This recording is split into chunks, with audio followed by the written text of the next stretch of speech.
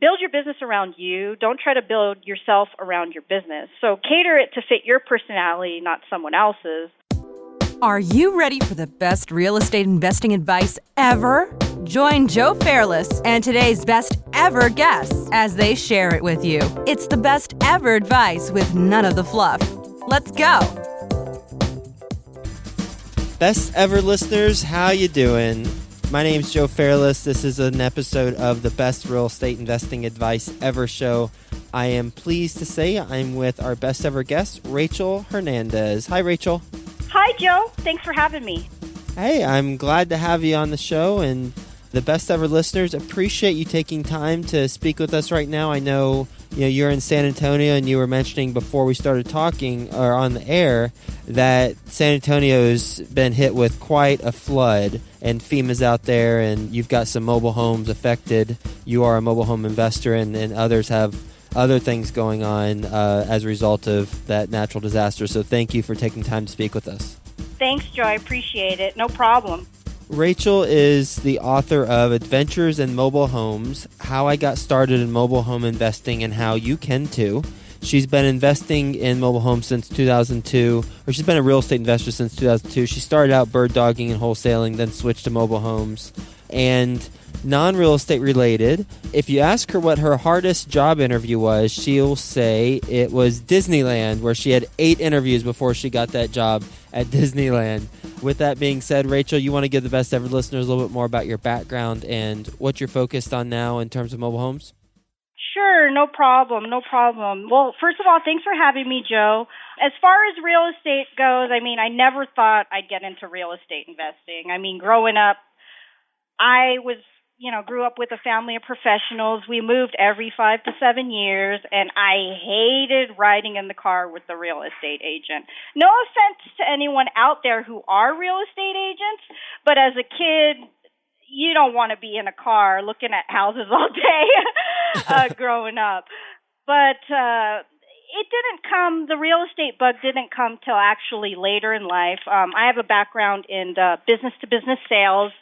I used to work for a Fortune 500 corporation and also marketing and public relations. I was in the entertainment industry for a while, including Disneyland, which Joe had mentioned was my hardest job interview. I went through 8 of them, but that's another story for another day. But, after college and after working for a while, I've always wanted to be an entrepreneur ever since I was a kid growing up.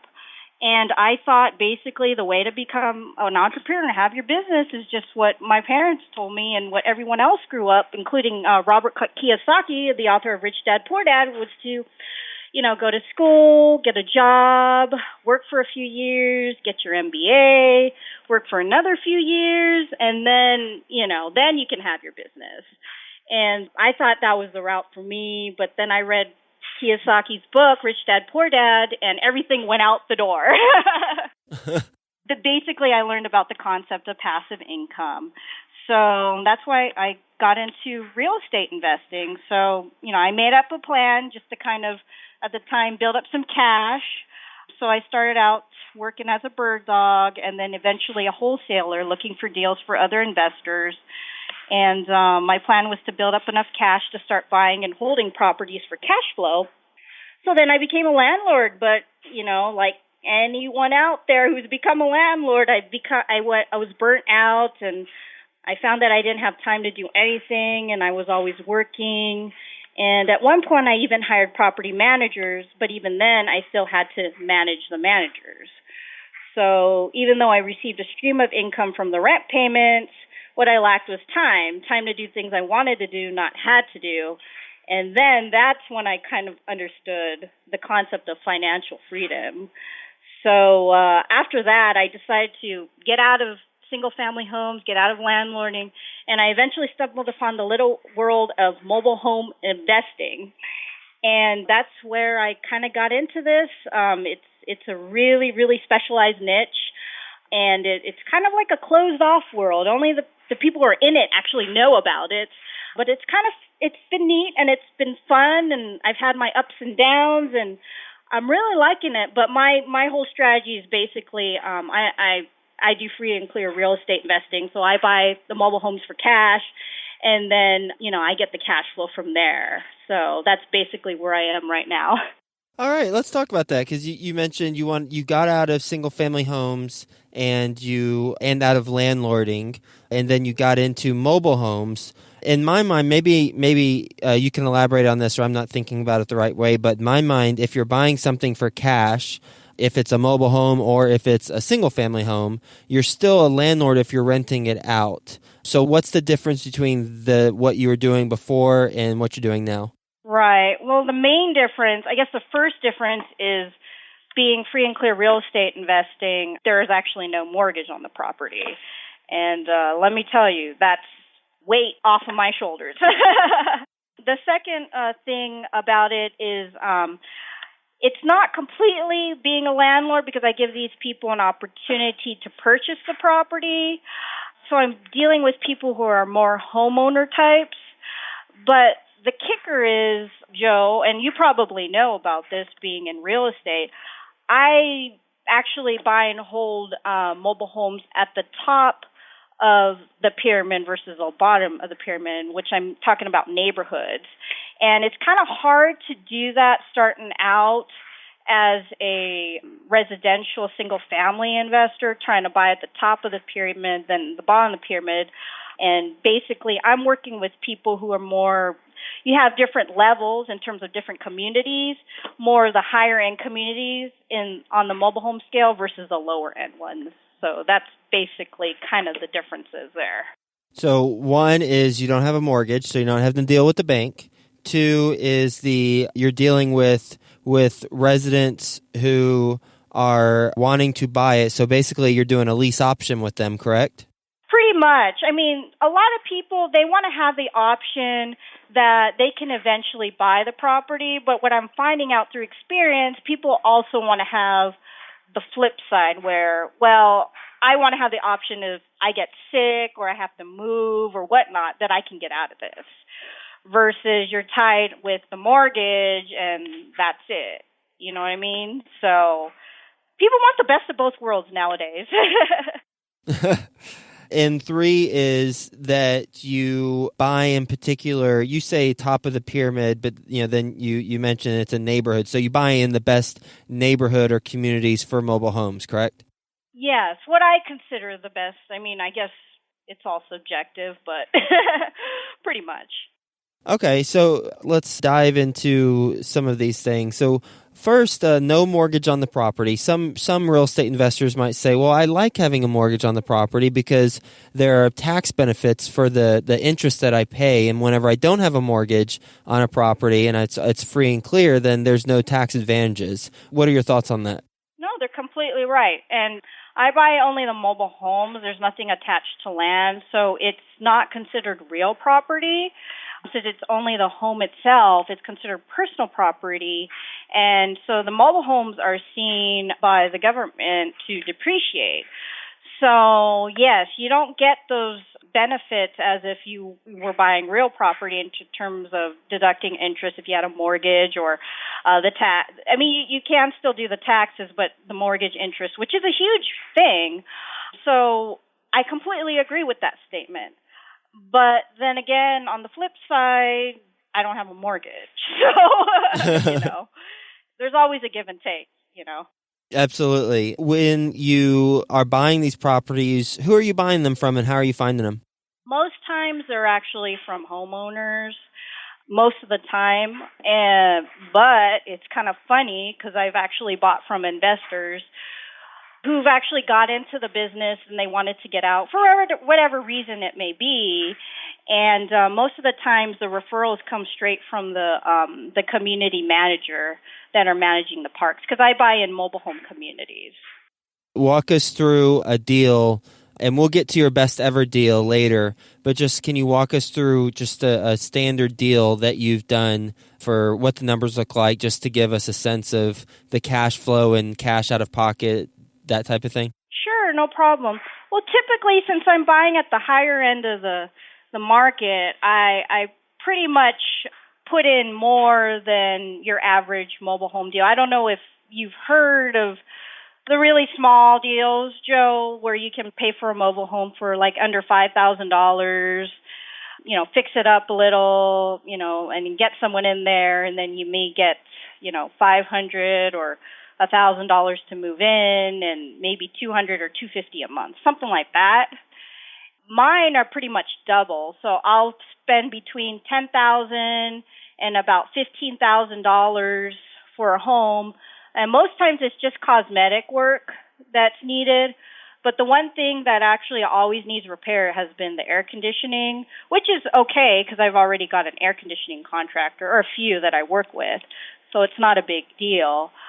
So basically that's how much I'll put into it. And then it usually needs, some cleaning, and if they have taken care of the floors, it just may need a carpet cleaning or whatnot. If I do put in new flooring, it's about $1,000 to $1,500 extra for the floor if I put carpet or laminate or whatever to make it nice, and then usually a good cleaning.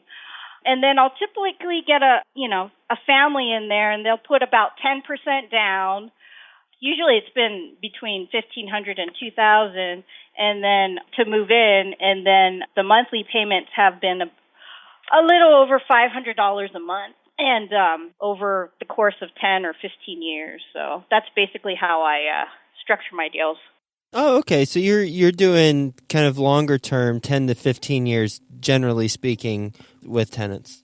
Yeah, and like I said, it's an option. So it's, I have it in the paperwork that if they want to get out of it, it's always an option. They're not kind of tied into it. And most people, they like that. Because these people are coming from, like, apartment communities where they're tired of, throwing their money at rent. And I'm not saying there's anything bad with renting, because I've never been one of those kinds of people, Joe. I mean, everyone has their opinions on things, and I respect it. But a lot of these people, they've been renting for years, and they want to have that opportunity to buy a home, but at the same time, they don't want to be tied into it. You know what I mean? So this is going to sound like a ridiculous question, but I just thinking of it, if they have, it's a mobile home. So what happens if one day they just pick up and take the home with them and leave you high and dry? What type of recourse do you have with that? You typically don't have that problem with homes that are in the ground, but with a mobile home, what's the recourse? It's gone. No, I'm kidding. Really, I've never had that issue. Most of these people, it costs a lot of money to actually move a home. And I had a really funny story where, I was trying to get rid of a home, and I don't know what to do with it, and no one wanted to take it. I was giving it away for free. I actually had to sell it to an investor. He gave me a couple grand for it, but even when it was for free, no one wanted to take it. But in any case, most of these people, they're not going to go through that trouble because they don't even have the means of where they're going to relocate the home. Now, if they had a place to relocate it, then that may mean that they have more money. Then why would they come to me? They could just go to a mobile home dealership and buy something on land. So in those cases, it could happen. It's possible, but it has never happened to me before. So how much does it cost to move a mobile home? If it's a single wide mobile home, I mean, you've got someone to kind of take it out, down, break it, take the skirt in, take it off blocks or whatnot. So that's a separate fee. And then the physical moving of the home, it could be a couple $1,000s. But then someone's got to disconnect the air conditioning. Someone's got to disconnect, all the electrical, the plumbing. You got to hire licensed contractors to do that, and then have a place to put it. So it could be a couple $1,000s when all is said and done, and that's only a single wide mobile home. If you have a double wide, most times it's double the cost. Yeah, a mobile home doesn't sound very mobile. Well, yeah, not the ones that you see today. The older ones, a lot of times they can, but they don't make those anymore. Well, so we've got the mobile homes that you mentioned. We got the single wide, double wide, the kind of the lease option approach where you ask them to put down a certain amount of money and you ask them to pay monthly rent. What other costs for you are involved when you buy a mobile home? Because are you buying when you buy a home, let's say you buy a home from someone. You find an owner who wants to sell it. You say, this makes sense. I'm going to pay $15,000 for it. Once you buy it, what do you do? Do you have to go transport it somewhere? Do you just leave it where it is? I mean, how does that work? Well, the great thing about, and now some people might think, Joe, that this is the negative about mobile homes, but you have so many options. I mean, when was the last time you heard someone moving a single family home? With the mobile home, you can leave it in its place, you can transport it somewhere else, you can put it on its own lot or land or whatnot, or you can leave it there. Most times I like to buy the homes already in the place where I'm going to purchase them, which is usually in the mobile home communities. But there have been times I've worked with sellers and they've been out in land. And what I do is in those kinds of cases is where I have to kind of do the coordination in terms of moving it off the land to the location I'm going to be placing it in, which is a mobile home community. And that's where you obviously are factoring in your mobile home moving costs whenever you're making the offer, right? Right. Mm-hmm. And are you factoring in generally about a couple $1,000s for that? Pretty much. Most of the time that I've done it, this could vary depending on the area, but the mobile home communities themselves, they want to fill their lots, so they've actually paid for the moving costs for me. Ah, and then do you have to sign a commitment or a lease with them for a certain period of time? And if so, how long? Good question.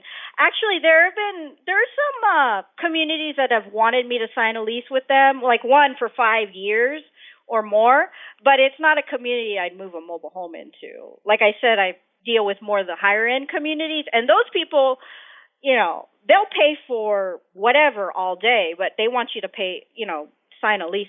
Most of the times I do sign something so that they have, something, so it's just business, but usually the lease is just for a year. So, but they know I'm going to put someone in there for if they stay in the same area for 10, 15 years or whatnot. So it's a little bit different because it's really a business based on trust and relationships, kind of the way business used to be, Joe. Or should be. Well, yeah, I'd say should be, because I certainly think it's that way now. It just depends on kind of the people you come across, right? Right, sure, exactly. When you have a lease with a mobile home park, what are the costs involved for that lease on your end? Pretty much, since I'm dealing with higher end communities, it's basically I'm just guaranteeing that the lot rent is going to be paid, and the lot rent is just kind of like the space rent where the home is occupying. So it's kind of like rent for the home, and the home is living in the space. And typically, since I'm dealing with higher end communities, the lot rent's in the $500 and up range. Year or a month? A month. Okay. So I guess that goes back to kind of your typical deal, where if it's $10,000 to $15,000 to buy it, and you said monthly payments are about $500, then using that math, you'd be breaking even. But how does that work? Well, basically, no, they pay me, my payments, but then they would actually cover the lot rent. So it would be, in that case, the $500 to me and then the $500 to the community to make it $1,000. And like I said, we're competing with apartment complexes, and these people have dealt with, you're in real estate, Joe, they call them apartment homes now. And they want an actual home, but not live in an apartment. So we're dealing with higher scale communities here. Interesting. Okay, so they're paying the actual lot rent, plus they're paying you the monthly rent for an option to purchase at a later date. Right. And if for some reason they don't pay the lot rent, then I cover it. And that's kind of the agreement that we have. Got it. All right, well, I have a feeling your best advice ever is going to be centered around something called mobile home investing. So let's hear it. Rachel, what is your best real estate investing advice ever? My best real estate investing advice ever is just be yourself. Don't try to build your business build your business around you. Don't try to build yourself around your business. So cater it to fit your personality, not someone else's. I told you, Joe, earlier that I grew up in a family of professionals. And so the types of neighborhoods that I grew up in is completely different than what we think of the stigma of mobile homes, if you've seen that movie 8 Mile with Eminem. So it would be wrong for me to try to, I don't want to use the word wrong, but it just wouldn't fit my personality if I tried to work in a lower end neighborhood, which I have. And actually in my book, Joe, it's in the section titled My $2,000 Nightmare, where I talk about I had bought in a lower end community just because I was looking at everything. As an investor, we tend to look at only the numbers, but what I didn't figure was what the consequences would be. So I bought a home for a low price in a low-end neighborhood, but then the types of applicants that came through just didn't fit my criteria. So the crazy thing, Joe, is I actually tried to attract families from higher-end communities because I already had relationships with higher-end communities by marketing lower-end homes in lower-end communities, and it was a disaster. These people were like, I don't want to live here. I don't want to live in this neighborhood. The price is great, but I'd rather pay more and live in a better neighborhood. So that's kind of what I'm saying. Just try to cater your business to your personality and not someone else's. Because as investors, we always hear people say, well, just focus on the numbers, the returns, but no one ever talks about the subjective. That's all the objective. Absolutely. Yeah, it reminds me of whenever I was in advertising and I had a full-time job at, in the quote-unquote real world. And I was always, initially, whenever I was looking for jobs, I was looking at what I would be doing and how much I would be paid. But what I learned after the first 4 or 5 years is the critical part of all of it is really what the culture is of the company and if that aligned with who I was, because then I would be setting myself up for success because I'd really be enjoying the environment, and then everything trickles down from there. I get paid more because I do a better job, and the responsibilities that I have continue to grow because of the culture. Exactly. I completely understand. Rachel, are you ready for the best ever lightning round? Sure. All right. Rachel, what's the best ever book you've read? The best ever book that I've read is The Little Engine That Could.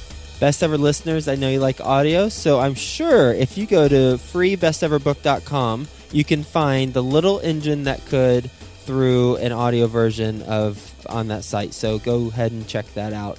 Rachel, what's the best ever personal growth experience and what'd you learn from it?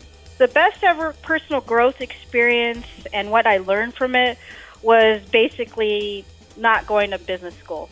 Actually, in college, I was in a pre-MBA program for a top-tiered business school, and after going through that program, they would prefer candidates to get ready for business school. I decided not to go, and here I am. Best ever success habit you practice? Do the important stuff and forget the rest.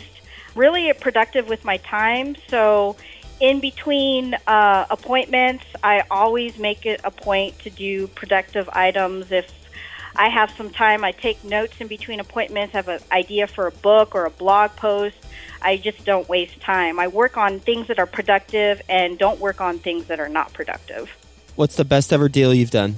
Best ever deal that I've done is my first mobile home deal. And I'm not talking just because of the numbers, but because it was the most memorable.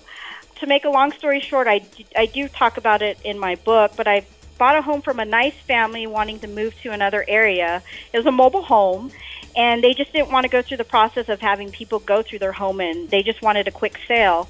I negotiated a price of $3,600, and then I found a family for residents in a few weeks, and they paid me $1,000 to move in and $250 per month for 4.5 years. Best ever project you're most excited about right now? Right now, I'm just very excited about writing more real estate investing stories and sharing them with the world, and just getting on podcasts like this and talking with people like you, Joe. Oh, well, I'm glad you're fulfilling that project goal then. Yes, I am. One thing off my list. There you go. What's the best ever way you like to give back? The best ever way that I like to give back is just to kind of share my story with people who are interested in it. And one of those things is getting on podcasts like this, whether it be my books, my blog posts, doing interviews with other bloggers. I'm always open to talking to other people about what I do. Best ever quote?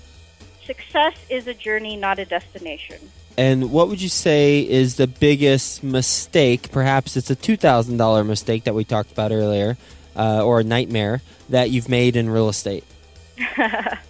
Well, besides that, it's been just relying on one person for the job. So whether it be someone in my network, like park managers, contractors, other companies I work with, there are times when, people get busy or they have changes in their life and they just can't be available. So just not to rely on one person and to kind of expand and grow and keep constantly adding people to my network so they can help me and I can help them in business in the future. And what would you say is the best ever place to reach you? The best ever place to reach me is my blog, Adventures in Mobile Homes, and you can find me at adventuresinmobilehomes.com. Rachel, what a wonderfully focused conversation we've had today on mobile home investing. Thank you so much for being on the show and talking about mobile homes, talking about your business model where you buy homes for 10 to 15K, you fix them up, you might do the AC, carpet cleaning, flooring, or carpet cleaning the whole place, and then maybe the flooring. Family puts 10% down, they make monthly payments at $500 a month, and then they pay the lot fee plus that $500 a month. They've got an option to purchase, and you just keep on repeating that process. And then talking about kind of the specifics of how much does it cost to move a mobile home. I had no clue. Exactly. It costs about $2,000 to move a single wide mobile home. I now have a trivia fact for the next dinner party that I attend. That's a question I'm going to ask everyone. And, kind of your best advice ever, where you cater the business to your personality. I think that that's a piece of advice that runs deep. It's a piece of advice that if we all take that to heart, then we're going to be doing things that we enjoy the most. Our business is going to be kind of like a piece of clay that molds to us, and we're able to really set ourselves up and set everybody around us for success whenever we cater our business to our personality. And really important, I think, is to surround ourselves with people who complement our personality, because we're good at some stuff, but nobody's good at a lot of everything. Some people are good at a lot of things, but nobody's good at everything. So it's important to surround ourselves with team members who complement our strengths so that we can cater the business to our personality, but then have team members who have strengths that complement us and support us in ways that we don't focus on as much. So what a wonderful conversation. Thank you again for being on the show. Everybody go check out adventuresinmobilehomes.com. Go read her book, Adventures in Mobile Homes, How I Got Started in Mobile Home Investing, and you can too. And best ever listeners, if you haven't already, you must subscribe to the show in iTunes. And if you're feeling friendly, then go ahead and give a review on it as well. That would be much appreciated. So thanks again, Rachel, and we'll talk to you soon. Great. Thanks, Joe. Thanks, everyone.